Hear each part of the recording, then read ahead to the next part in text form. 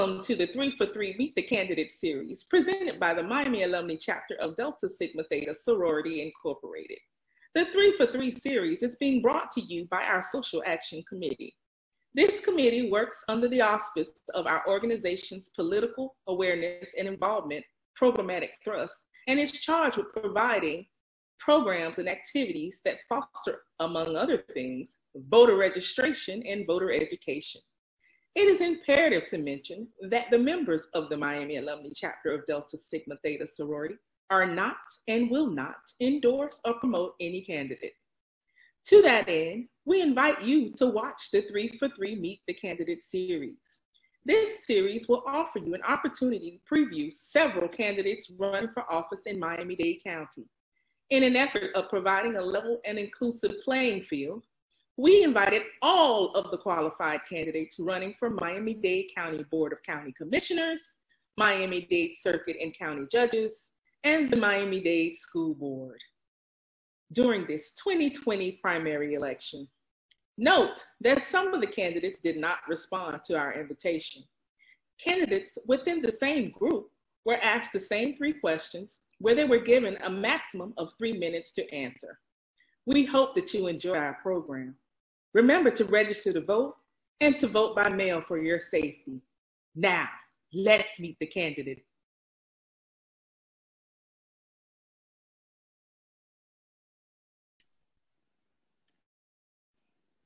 Thank you, Regina. Today we have Commissioner Eileen Higgins, who will be running for County Commission District 5. In today's challenge, you will answer 3 questions, where you will have 3 minutes to answer each question. Are you ready? I absolutely am. Question 1, who are you as a candidate and what are your priorities? Well, for those of you that haven't met me, I am a person that's lived kind of a dual life. I have about 20 years experience working in the private sector in big businesses. And maybe 10 years ago, I pivoted to public service and I became the director of the Peace Corps in Belize and also worked for the State Department. So what I bring to the commission is kind of these 2 points of view. One about how do we work on the economy, but the other, particularly from my work in Peace Corps, is how do we make sure that people that don't have full access to the economy get access. So we can't just have economic success like we've had in the past here in Miami, where the rich get richer, and so many of our residents are left behind. So I thought that my experience might be able to create policies that fill some of those gaps. But my priorities, I think, are also the priorities that most people would agree with. First and foremost, affordable housing. We don't have enough of it. Whether you're buying or renting, it's too expensive. And so I have worked very hard to make sure that new units are under construction. I've got a plan in District 5. We have 3,600 units that will either be renovated or built in the next 4 years. We've aligned all the financing for that. The other thing that I think is really important is reliable transportation.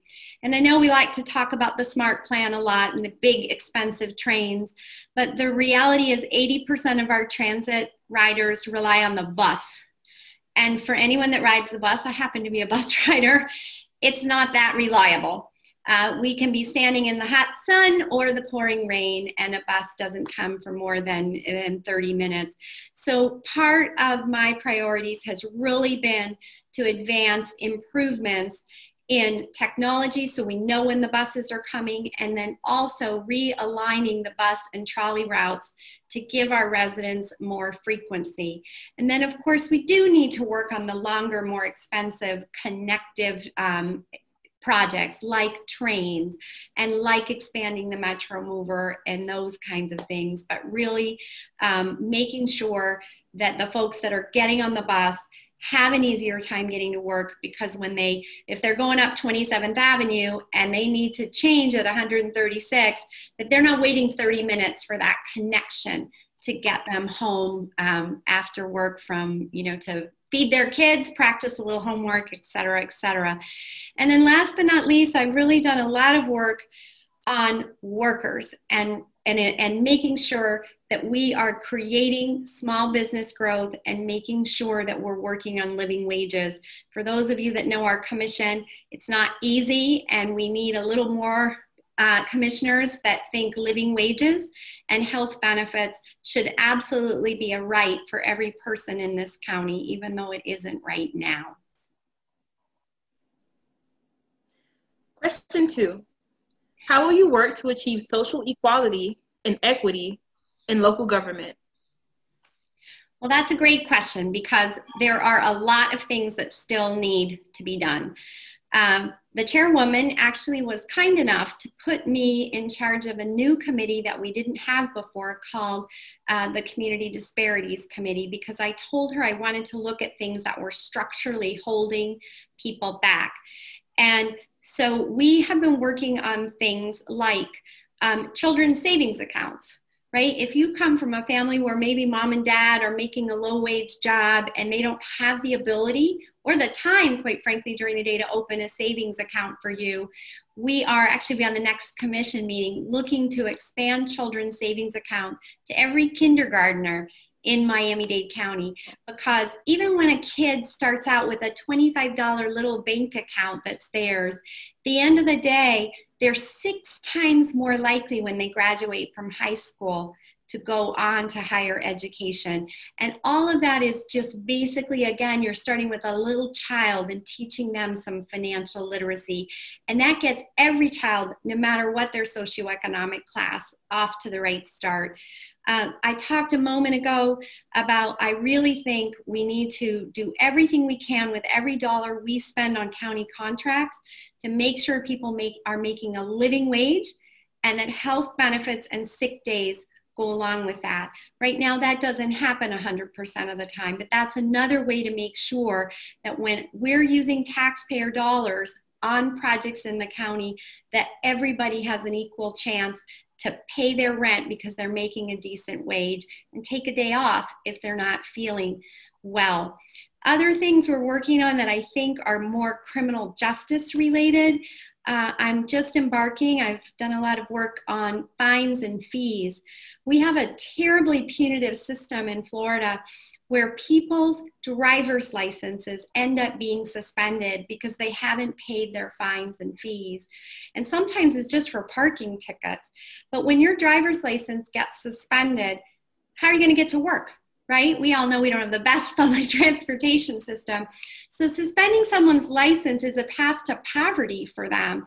And then, even worse, you can be stopped by the police and arrested for driving with a suspended license. And guess what? The data shows that 60% of the people that are stopped for driving without a license are Black. So there are a lot of changes we need to make sure that folks that simply are working but maybe don't make a ton of money are not punished for that. And there's just a lot more to come and a lot more work to do to make our community more equitable. Final question. Why should we vote for you? Well, why should you vote for me? Because one, I love my job. I can't tell you how great it is to be in local government. It's my very first time, but you can make a real difference when you work neighborhood by neighborhood in people's lives.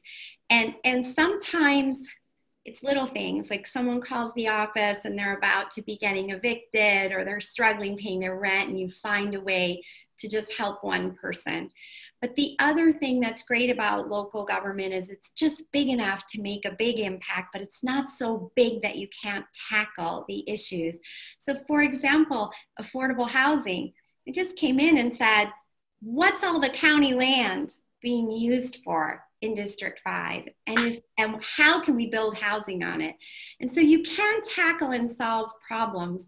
Also, I really think if you look at my track record, you will find me to be honest, you will find me to be open, and as I say to everyone, I will listen to everyone on both sides of the issues, but I'm going to make values-based decisions that I think are in the best interest of the residents of this county. And I promise to do that fairly, openly, and honestly. And whoever you decide, just remember, If you don't vote, you don't end up having a very strong voice in local government. So please, it matters. Local government, in my humble opinion, matters more than what happens at Washington. We really can make a difference in your life, and you need to make sure you're putting people in office that care about the things that matter here: resiliency, safe transportation, more affordable housing, and better jobs that provide better benefits. So I'm hoping on August 18th, a few of you decide to re-elect me, and it will be an honor to keep serving you and also a pleasure. Well, thank you so much for joining us, and good luck on your candidacy. You're a great interviewer, so. Well, thank you. Thanks, ladies. I appreciate it.